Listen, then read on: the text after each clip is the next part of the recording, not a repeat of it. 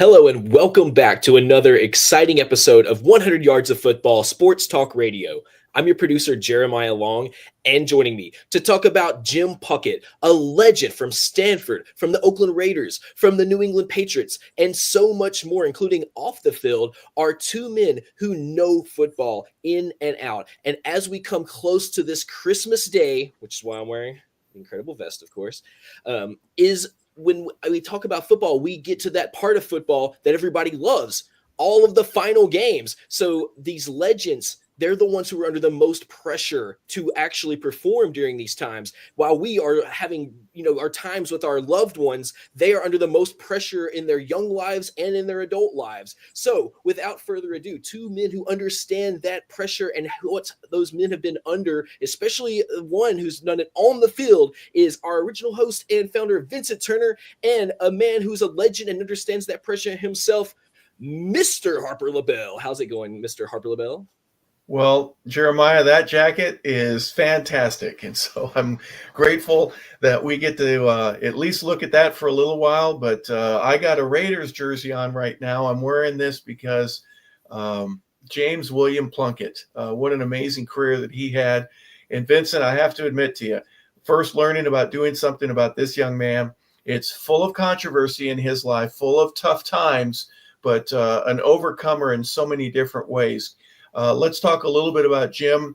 When he was younger, both his parents are blind, but yet his older sister, he has two older sisters, and Jim have perfect vision comparatively. They were brought up in incredible poverty when he was just a kid, had to deal with a lot of things. He was working as a very young age, either during school or in the summers. This guy learned what hard work is all about from a very, very early time, and I'm so impressed with the way that Jim was able to do so many things. Before we get into the meat and potatoes, first and foremost, thank you, Vincent, for bringing up this subject and letting us talk about Jim Plunkett. Give me some of your first impressions when you were learning about him. What didn't you know, or what's something that was brought back to your attention while you were researching and looking at Jim and his life? Courage, heart, determination, adversity, all those words put into one bucket. Because Jim Plunkett, when you look at his career, he could have easily gave up and say, you know what, let me try something else. And that's one point I like about his life story. When he was at Stanford, I believe as a true freshman, he played defensive end. The coach, John Ralston, wanted to change him from quarterback to defensive end, which they moved into defensive end. But he went home that summer and said, no, I'm not going to change positions. And he came back in fall camp, Harper, 6th string, 6 on the depth chart. And once they went through fall practice, everybody around that Stanford program knew he was the best quarterback. In his first game out of the box in 1968 against San Jose State, 277 yards, 10-13, 4 touchdowns and 1 rushing, 5 total touchdowns. Back to you, Harp. Yeah. What are you going to do with that, Coach? You had me at 6th string, and look what I did in the very first game that you let me play. Absolutely amazing career. You mentioned the courage and toughness and things, and for me, one of the things, he's so close to not happening at all, right? It was so many things that could have not worked out in his high school, in his collegiate, and then certainly in his pro career, and being overlooked, plain and simple. But that hard work obviously paid off in so many different ways. His mom and dad were originally from New Mexico. They moved to California during World War II. Father ended up working in a factory that because of his blindness, they didn't make great money. But originally they were in the Santa Clara area. And by the time that Jim was born, they lived in San Jose. And Jim was born on December 5th, 1947. One of his sisters was 16 years older than him, and the other was 5. And it wasn't easy. As I mentioned, he grew up in tremendous poverty. At one point, Jim wouldn't bring friends around. Kind of embarrassed at the fact that they didn't have a pot to pee in, so to speak, and it was real tough upbringing for him. But he found some refuge in sports, and at the high school level, he went for 2 years to Overfelt High School in the San Jose area, and then later on he transferred to James Lick High School. That was in East San Jose.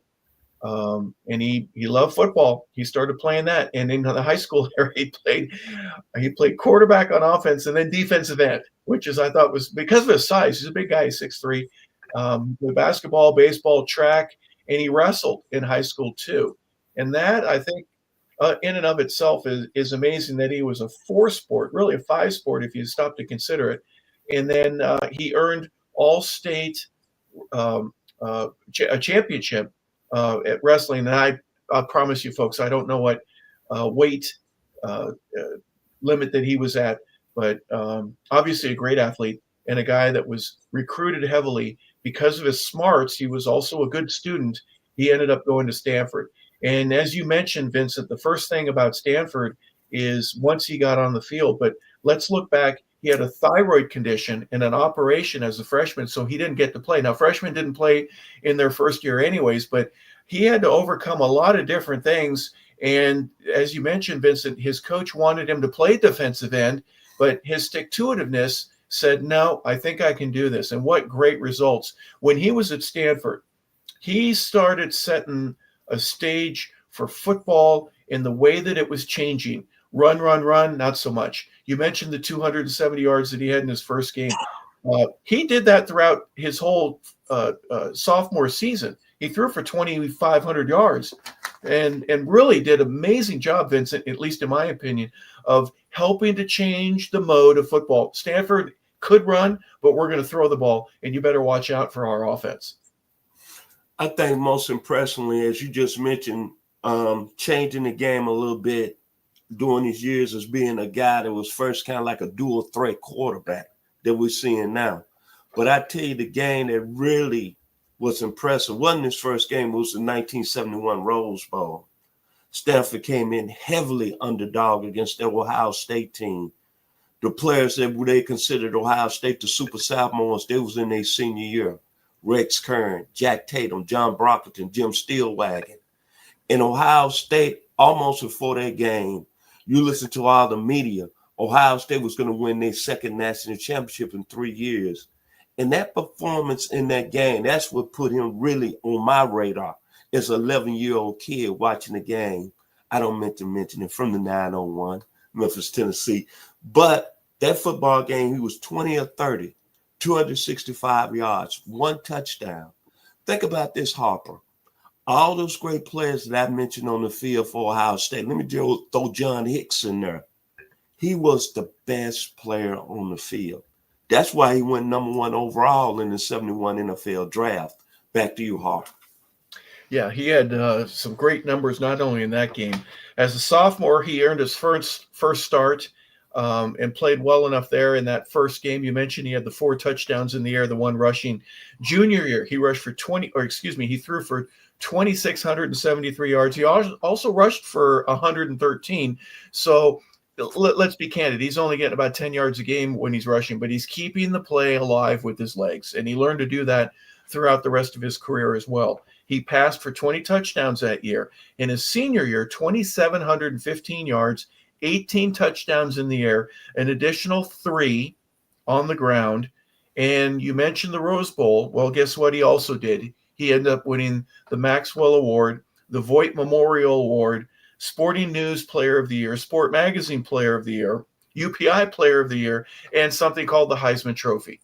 So he had a fantastic senior year and a great career while he was at Stanford. Back then they were the Indians, and they had that little tiny S on the side of their helmet, as you can see on the right-hand side, but really brought Stanford football back into prominence in so many different ways. And who's who of quarterbacks ended up going to Stanford after he was there. Turk Schoner being one of them, some guy named John Elway, and countless others that ended up getting my high school quarterback, ended up going and playing quarterback at Stanford as well. So many different paths were opened up by, hey, we kind of like what Stanford's doing. And Jack Elway obviously was a coach there. Bill Walsh ended up being a coach back at Stanford. So their football prowess, obviously not being in the upper echelon, but boy, they were pretty doggone close there for a while. So kudos to him and a fantastic career that he had at Stanford. And then you mentioned the 1971 draft. I took the liberty, folks, of just looking at some of the key quarterbacks that came out in 1971. Jim Plunkett being the number one draft pick for the Boston Patriots. And it wasn't until March of that year that they officially changed their name from the Boston Patriots to the New England Patriots. But the picture in the upper right, what they call him Pat the Patriot, the little snapper, the guy that they had, that was still their logo. Number one, Vincent, we've talked about him. Who was number two? Do you remember off the top of your head? If you don't, it's no big deal. But who was the number two overall selection in the 1971 draft? Do you remember? Oh, Harper. This is the gentleman that grew up about 40 miles west of where my mother was born in Sunflower, Mississippi. The young man from Drew, Mississippi, Mr. Archie Manning. Of course. I mean, I knew I couldn't stump you, and it wasn't a trick question. Number three overall, a guy named Dan Pastorini from Santa Clara. That's, remember, where Jim's folks moved before they went to San Jose. But Dan Pastorini was third overall. In the third round, Lynn Dickey, who had a nice career, he was drafted by the Houston Oilers as well. The Oilers picked two quarterbacks in 1971, Dan Pastorini and Lynn Dickey. Leo Hart went to the Atlanta Falcons. He was from Duke. He was a third rounder. Ken Anderson had a fantastic career with the Cincinnati Bengals, led them to a Super Bowl out of Augustana. He was a third rounder. Carl Douglas, who we don't know much about, was a Baltimore Colt. He from Texas A&I. He was a third rounder. In the fourth round, a guy who changed his name and wanting to make it sound like Heisman, Joe Theismann, went to the Miami Dolphins. He's from the University of Notre Dame. Scott Hunter, Frank Burris, and a guy named Buddy Lee were all in the first 7 or 8 rounds of the NFL draft that year. But what an amazing class. And ESPN did a story once about where they were and what they did. Theismann was playing basketball on the other end of campus. That's how he found out that he was drafted. Someone answered his phone in a dorm room and had to go find him, and he had to go call the Miami Dolphins back. So very interesting how much it's changed. But Vincent, obviously getting into the NFL, being the number one selection, the expectations couldn't have been higher for the young man, could they? Like I said, when you go number one overall, of course, the expectations are going to be out of the roof. Quarterbacks that's drafting like that is that they're coming in and the fan base is saying they're going to change the whole dynamic of the franchise. And what I mean by that, NFC and AFC titles, Super Bowls, there's nothing else. That's the main point.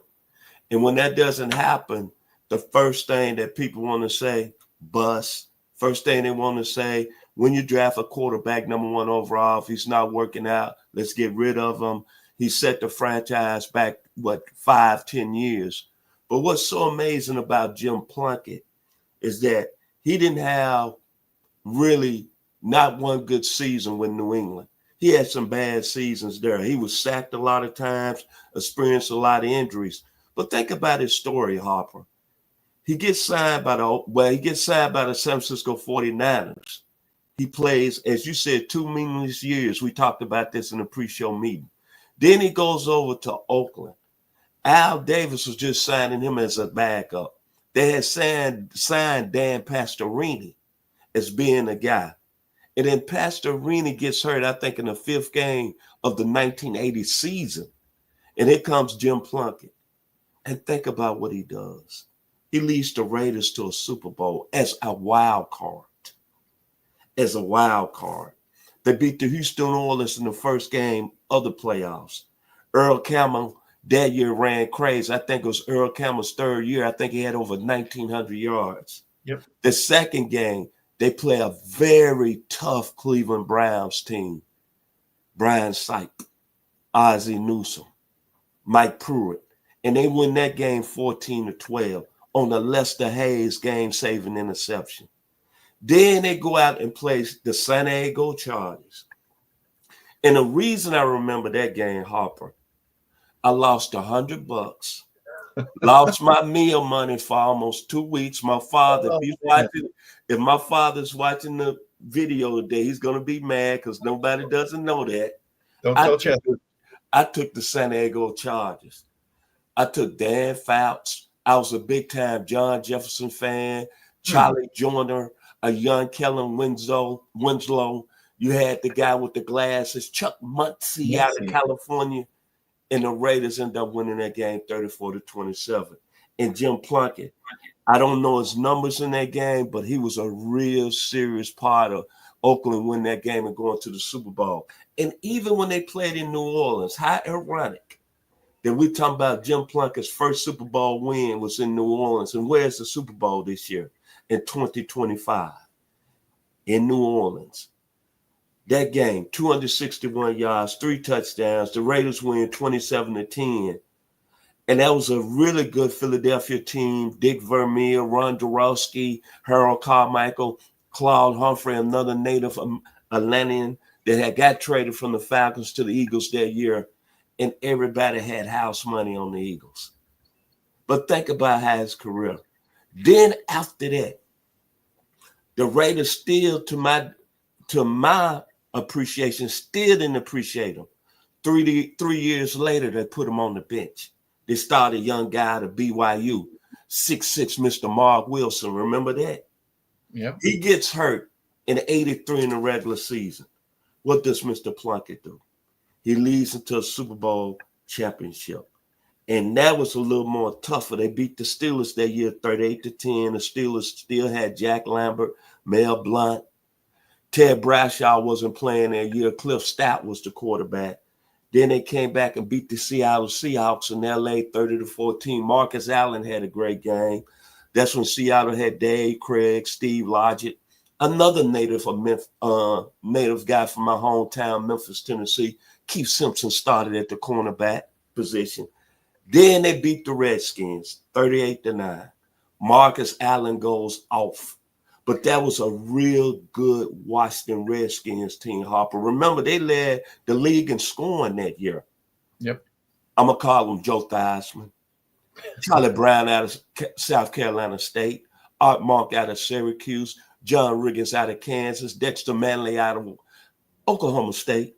That was a real good Washington Redskins team. But think about the ups and downs he had in his career. Think about when teams and Al Davis didn't want him. They signed him as a backup. But the original guy in both his Super Bowl winning seasons got hurt. And the team didn't miss a beat. And one thing I remember about the Raiders at that time when Jim Plunkett was under center, their defense played at a high level. 80. I believe Lester Hayes had 14 interceptions that year, but I think he had an interception in every playoff game. 83. A young Howie Long came out of the works. A young Greg Townsend came out of the works. And your homeboy from LA, Mr. Mike Haynes, played at another level. That was some serious good football at that time. And I'm very appreciative of Jim Plunkett today. And I always say this, he's not in the Hall of Fame, right? Because they said, I believe he threw 190 interceptions, more interceptions than touchdowns. But and the other founder, Mr. Ronald Ronnie Keeble out of Brooklyn, New York, always says this, and I'm glad you part of 100 yards of football, Harper. I don't care about none about your stats. I don't care about when you got drafted. Harper, is the ultimate level, is it winning? It's about the ring. When we remember Jim Plunkett, we're not going to remember his interceptions. We're going to remember championships, rings. Why we call Tom Brady the GOAT? He got, 7? Why everybody don't want to give Eli Manning his credit, but he got 2. In my opinion today here on 100 Yards of Football, if you win the Super Bowl, you're in an elite class. Back to you, Harper.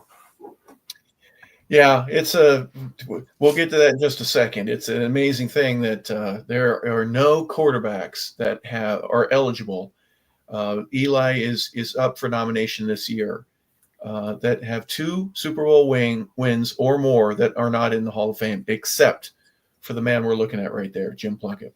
So they took care of Ken Stabler after he died. What a shame.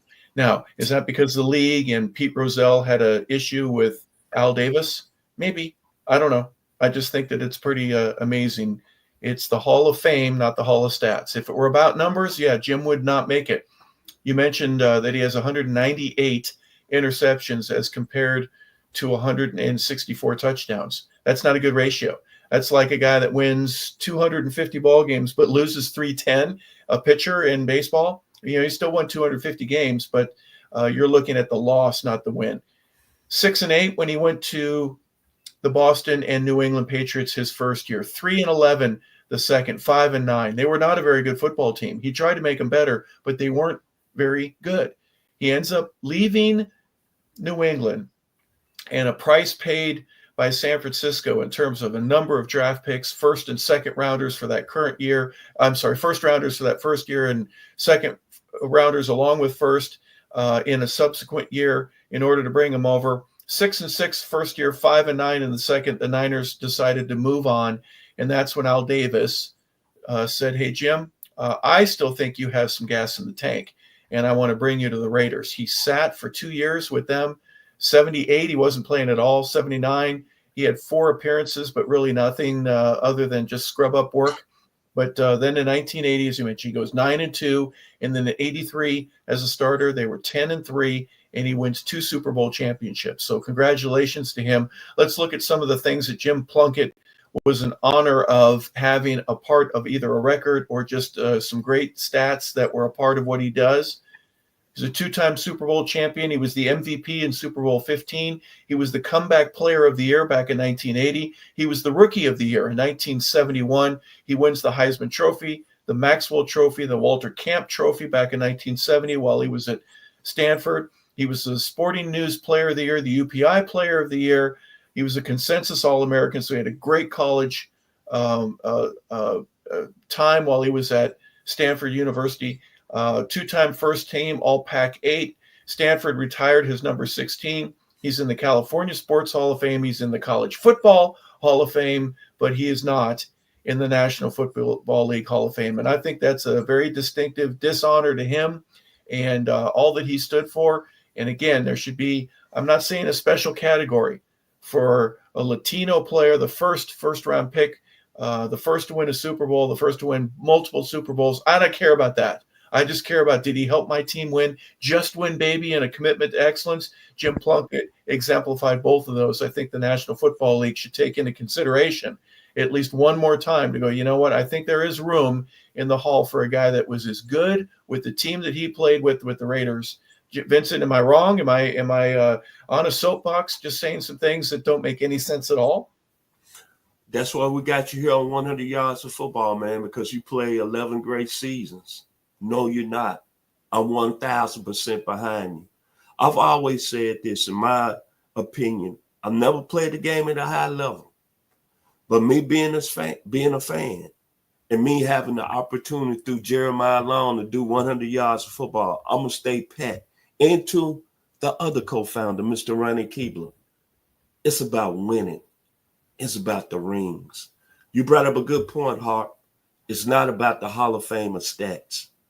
When somebody mentioned Jim Plunkett, and when we long and gone, the first thing they're going to say about Mr. Plunkett, 2 Super Bowl championships, a commitment to excellence, the silver and black. They're not going to mention nothing about his interceptions. Of course, Mr. Harper LaBelle, you 1,000% correct. Not 100, 1,000. Back to you. Well, that's a pretty good percentage if I can go from 100 to 1,000. But regardless of that, reconsider it, guys. You're basically the writers are the ones that have the greatest pull in that. And the way I understand it is that they all get in a big room, and there's a lot of them that are qualified to be a part of the Hall of Fame induction process, and they debate. There's a guy that says, okay, I want to pick a player, and I'm going to talk about him. you are designated that. And they have a debate. You present all the good things. The other writers present some of the bad. And it's really a matter of who has the best argument, who's most convincing. Generally speaking, it's not all that hard of a process to get moved forward. But when you come to that final selection, the scrutiny is sincere. It is deep. And they want to make sure they make the right decision. So hopefully Jim Plunkett doesn't have to die like what Ken Stabler had to go through in order to be able to get through those pearly gates in Canton, Ohio, called the NFL Hall of Fame. But we wish him well. He had a fantastic career, and people will remember him for those Super Bowl championships with the silver and black just win, baby. He certainly did at the highest level. And so today we honor him as one of the great players in the NFL and obviously in the NCAA. Final thoughts, Vincent? Jim Plunkett, commitment to excellence, courage, as I said before earlier, heart, adversity. A gentleman that I'm going to remember, and my final word is, think about this. How many people you think told him to give it up? How many people told him, you'll never be a star in this league? How many people told him he'll never play on the biggest stage? 1980, supposed to have been Dan Pastorini, Light in the Sun. And in 1983, it was supposed to have been Mr. Mark Wilson. That didn't happen. The young man out of Stanford University, 2 Super Bowl rings. It's a lot of people that played in this league that's going around, that's had great statistics, have not had 1 ring on their hands, a.k.a. Dan Marino. My man, Mr. Jim Plunkett. Back to you, Mr. Harper LaBelle. Yep. Well, we want to thank you for paying attention and being a part of a show that we honor somebody who really stuck to it in a way that he gets through the adversity of high school and college and the National Football League on multiple teams, and has a Super Bowl ring on each one of his hands. And we certainly want to honor Jim Plunkett for a job well done. So thank you for tuning in today. For Jeremiah Long, our producer and engineer, we want to say thank you for putting everything together for us, Jeremiah.